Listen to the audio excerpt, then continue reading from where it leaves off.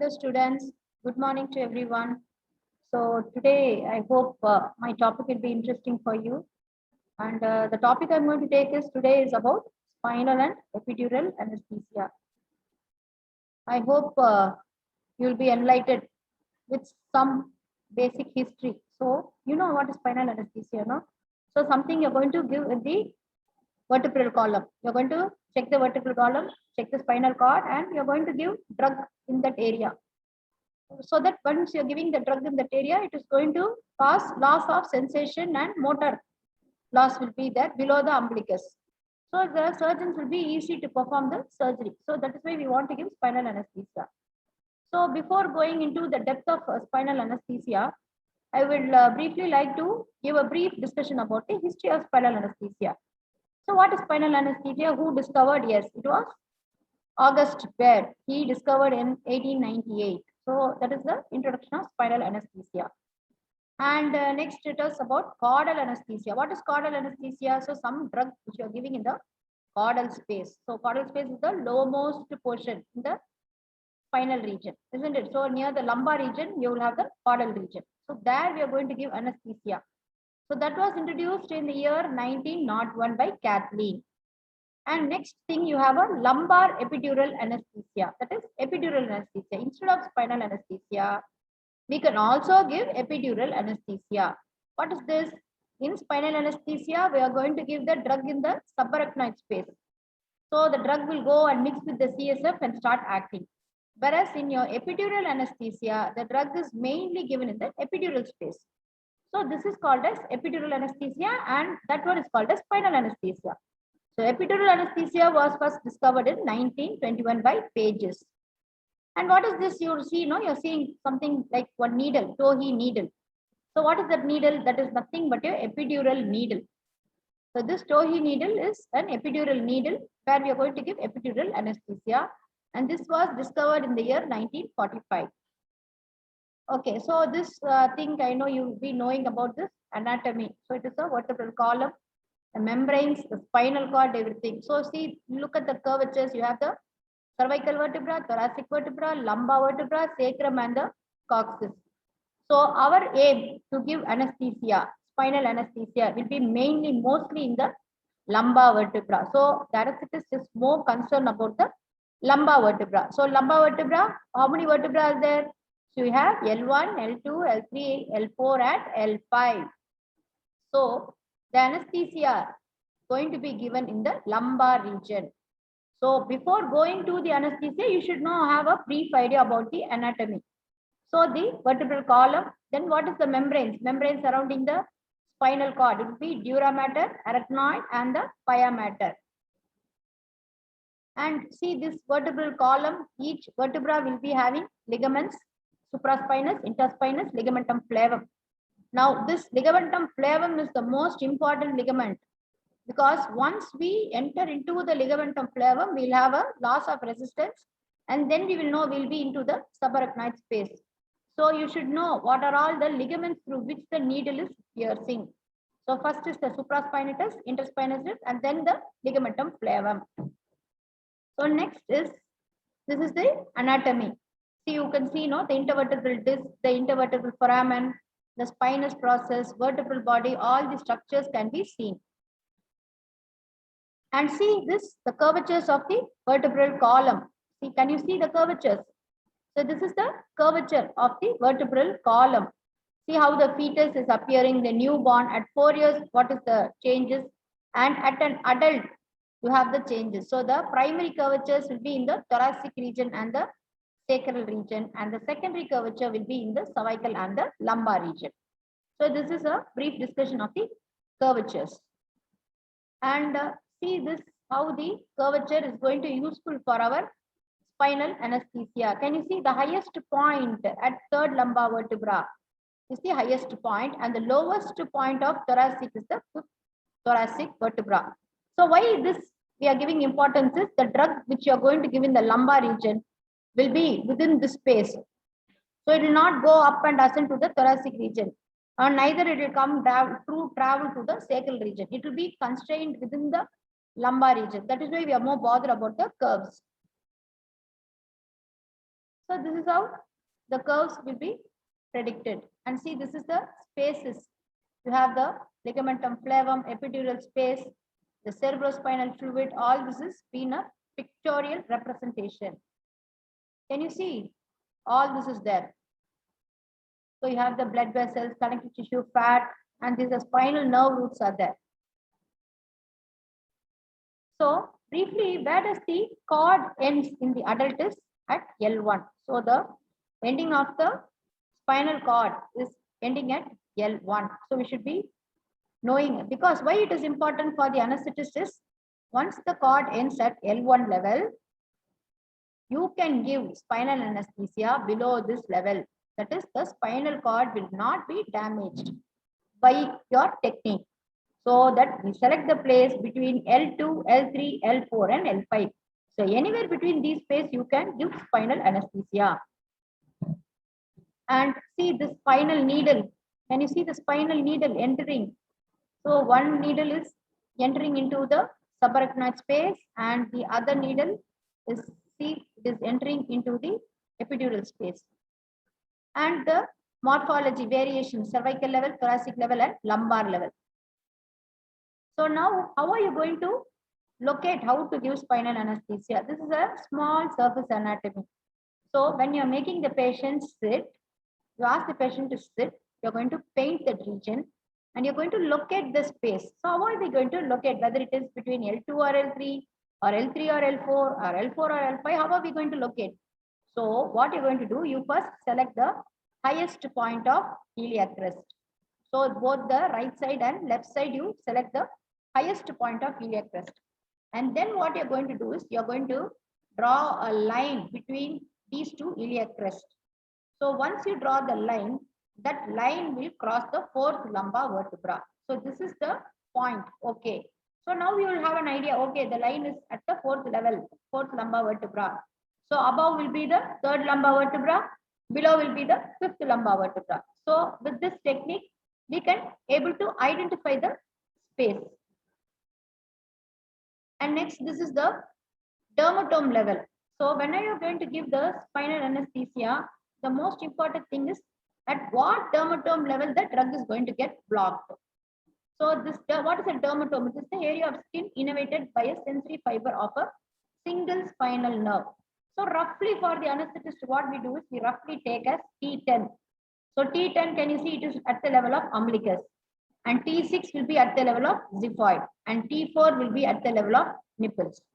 So whenever you give the drug, our aim, if it is going to be below umbilical surgery, means our aim is to keep the level just at T10 level. So you're given a spinal anesthesia and the dermatome level should be just around T10. Suppose you want more a higher level, like in cesarean section. If you want a higher level cesarean section, you need a higher level. So that will be up to T6. So T4 and all we use very rarely. So mainly T10 and T6 will be the level of anesthesia we are going to give. And this is again some common dermatome levels. So I already discussed about T4, T6 and T10. And if you want like ankle, foot surgeries, lower limb surgeries, your level can be just L1 and L2. And for perineal and anal surgery, it is just a saddle block where it is going to block only the S2 to S5 segments. So this is a brief tabular column for the procedures, common surgical procedures, and what is the final dermatome levels. So this is again for the lower limb surgeries. Now for the upper abdominal surgery, you require a level of T6 to L1. And this catheter tip is mainly for your epidural anesthesia procedures. Okay. So in epidural anesthesia, what we do is we put the needle. We already saw no Tohi needle. That needle will be inserted. We'll find the space, and then a catheter will be threaded into that needle, and the catheter will be fixed. So here the catheter tip and the segmented levels is the tabular column. Okay. Now how do we decide whether you need a spinal or epidural anesthesia? So you have to decide on the length of the procedure. Suppose the procedure is going to be a very short duration, spinal is enough. No need to go for epidural, because epidural means you can go in for a longer procedures, more time, and need for prolonged post-op anesthesia.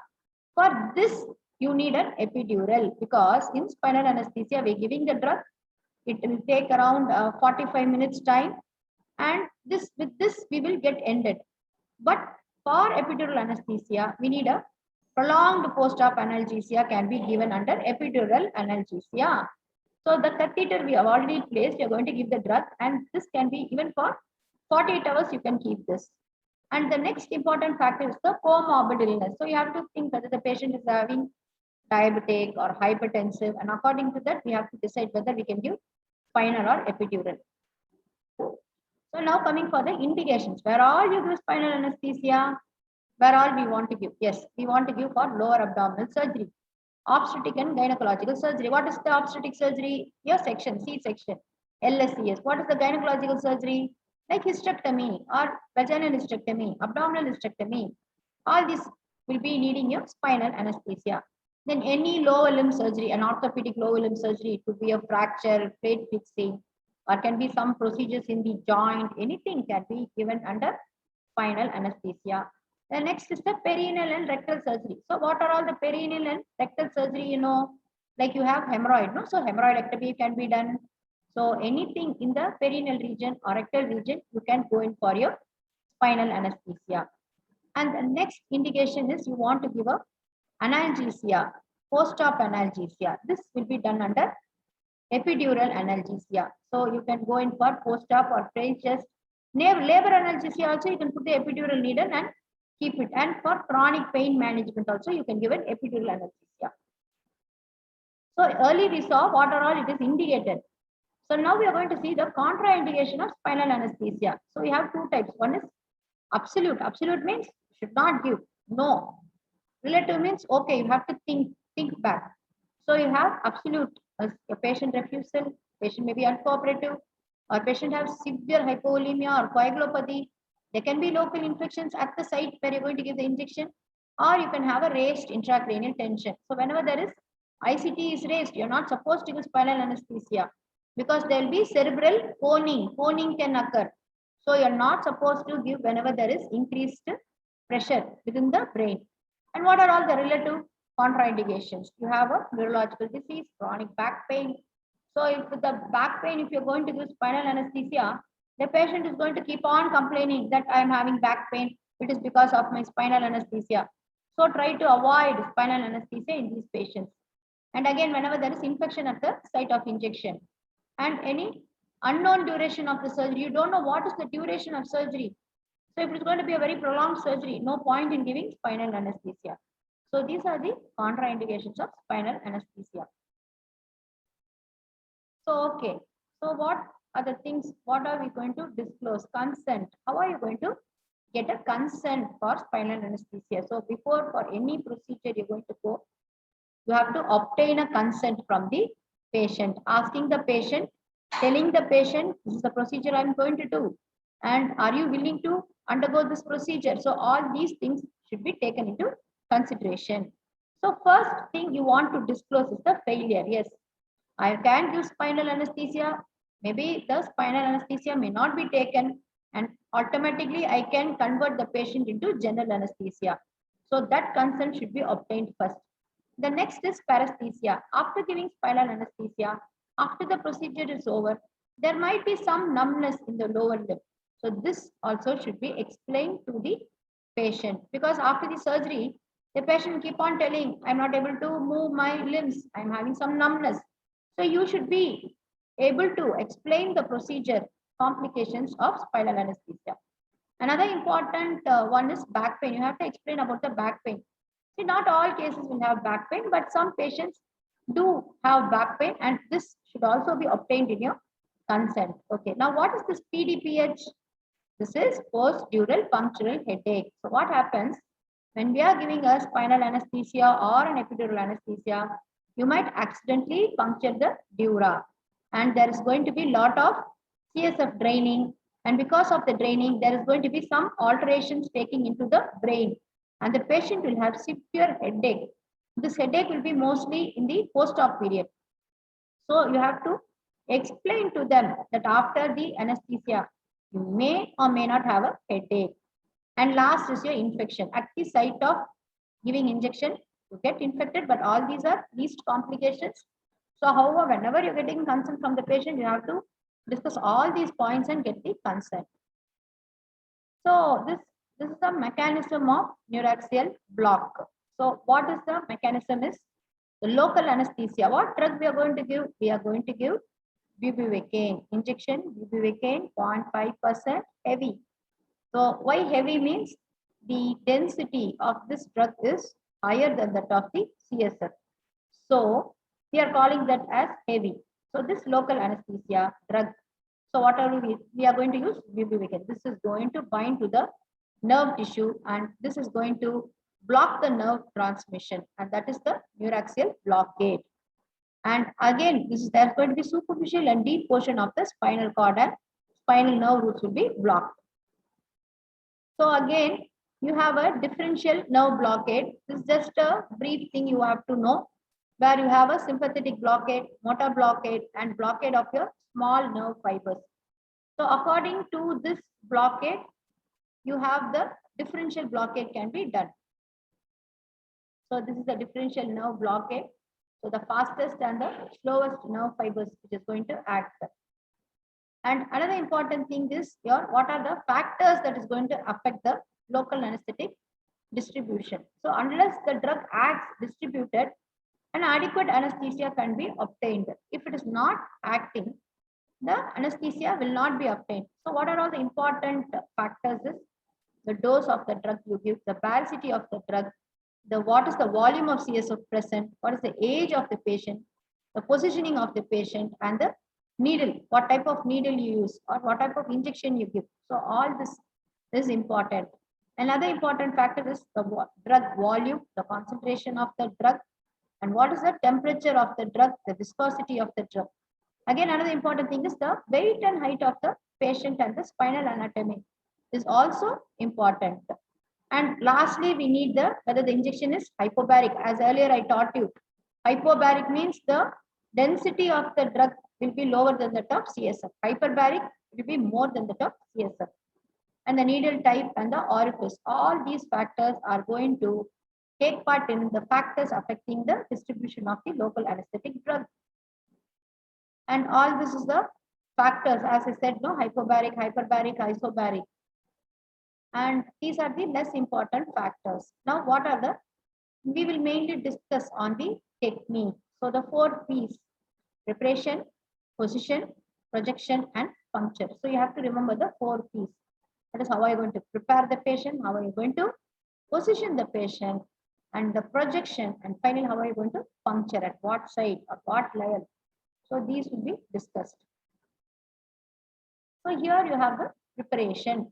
So you are going to use spinal anesthesia and you are going to do the preparation. What are you going to do? You are going to give a informed consent. Already I discussed. So you have to obtain the consent. Always do documentation. Then keep all the drugs ready. So epidural sets, your spinal needles, all your adequate drugs, pulse oximeter, NIBP, ECG should be connected.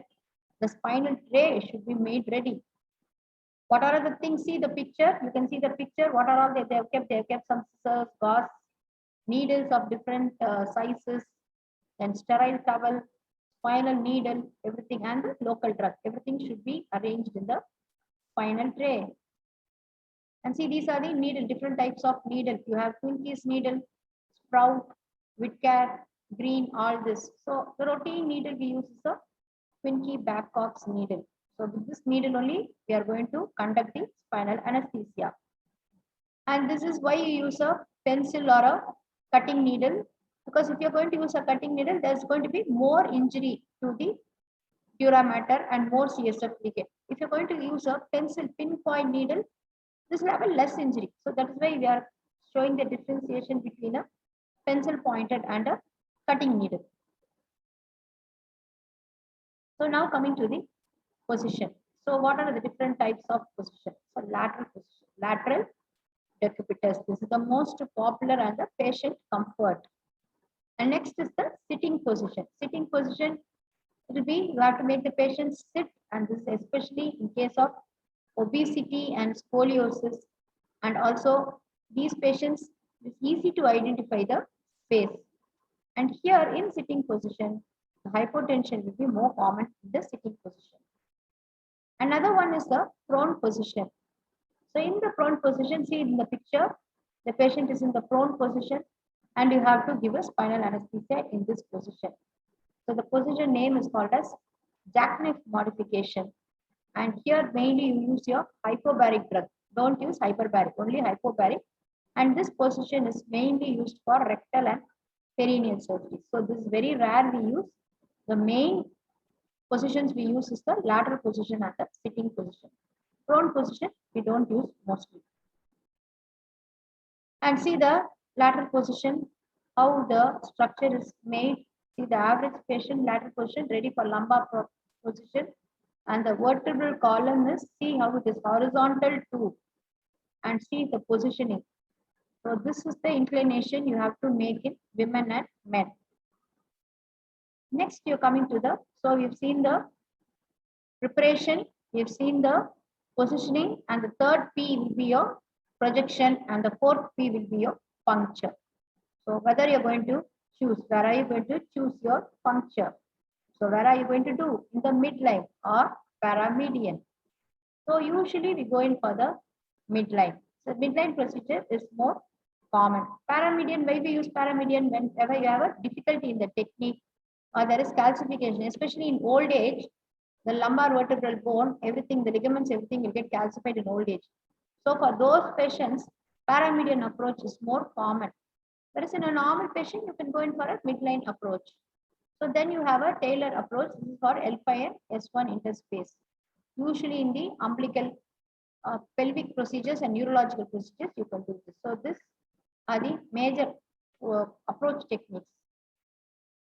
So this is the Taylor approach. And you have a midline approach and a paramedian approach. So briefly, I'll tell you what is the position of the needle and what is the pathway of the needle puncturing. So once you're introducing the needle into the spinal column, you're going to go in.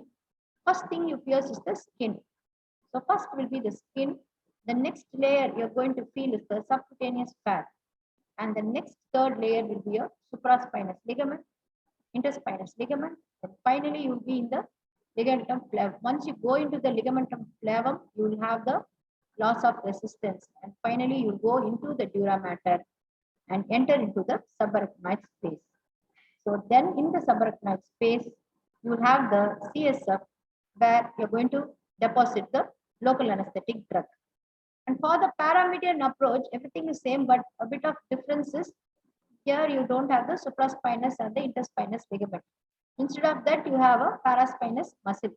Why this paramedial approach? Because this ligaments like your supraspinous and interspinous ligament will be calcified. So you go as a paramedian approach, or it is like a lateral approach. So what is the drug you want to take? So usually what we take is lignocaine. So lignocaine will be, we'll take the lignocaine and we can give the drug. This is the testing dose for epidural anesthesia.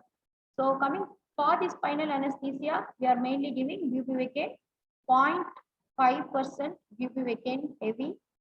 It will be around, according to the procedure, we are going to give from 2 ml or 2.5 ml or 3 ml or 3.2 to 3.5 ml we can give. So the maximum dose we can give is around 4 ml. Okay, next we have given the drug. And what are the complications of spinal anesthesia? The immediate complication we are going to meet is the hypotension. So here you have a list of immediate complications which include hypotension, bradycardia, nausea, vomiting, shivering, pruritus. Then there can be some transient mild hearing impairment, failed spinal, total spinal anesthesia, and cardiovascular collapse. So the major complication we are going to anticipate is mainly your hypotension and bradycardia. And then what are the early complications? That is, early complications is in the post-operative ward. So after the post-operative surgery is done, in the post-operative period, what is the early complication? Early complication will be a urinary infection, PDPH, as I already mentioned, it is the post-dural functional headache and you have a back pain. And then late complications will be your trauma because of the needle injury. There can be an abscess, infection, or meningitis. Sometimes you are going to pinch the spinal cord, or there might be some abscess formation which can lead to ischemia of the spinal cord. Rarely you can get cauda equina syndrome, arytenoiditis, and peripheral nerve injury. So these complications are very rare, but we are mainly bothered about the immediate complications such as hypotension and bradycardia. So briefly I'll discuss what, so suppose you have given the anesthesia, spinal anesthesia, and the patient is having hypotension. So what do you mean by spinal hypotension? So the definition of spinal hypotension is whenever your systolic BP is decreased to less than 30% of your baseline value. Suppose your systolic BP is 120 millimeters of mercury. 30% fall means it is going to be less than 90 millimeters of mercury. So when it comes to 90 millimeters of mercury or below 90, you have to alert yourself that the patient is undergoing spinal hypotension and we have to immediately start our management. So this is the definition of spinal hypotension. So what are the things we are going to do? You have a non-pharmacological techniques. So immediately you position the patient, see that the position is proper, give oxygen and leg compression. Why leg compression? Because in spinal hypotension, the cardiovascular return will be reduced. The return of the venous blood to the heart will be reduced. So that in order to increase your blood flow to the heart, we give leg compression. And then you can go in for your Trendelenburg position. So this can also be done. And simultaneously, what you have to do is you have to push in the IV fluids, especially crystalloids. So crystalloids is very, very useful for correcting your spinal hypotension. And the pharmacological method, no, you have two main drugs. You have one is ephedrine and another is phenylephrine. So mostly we'll be using ephedrine, which is both an alpha and beta receptor agonist, and it is an excellent drug. So here what we do is we give ephedrine for almost all cases. The phenylephrine is more commonly used for C-section. So in antenatal cases, in cesarean section, the phenylephrine is found to be more advantage. So here we usually give ephedrine. So this ephedrine can be diluted and you can give the drug. Usually we give around 6 milligram, which will correct the hypotension. Okay, now the next complication we are going to find is the bradycardia. So what is the cause of bradycardia is there is blockade of the cardio accelerator fibers. What is going to block? The drug which we are given has ascended to T1 to T4 levels. Initially, I was telling the drug we need the level up till T10 or T6.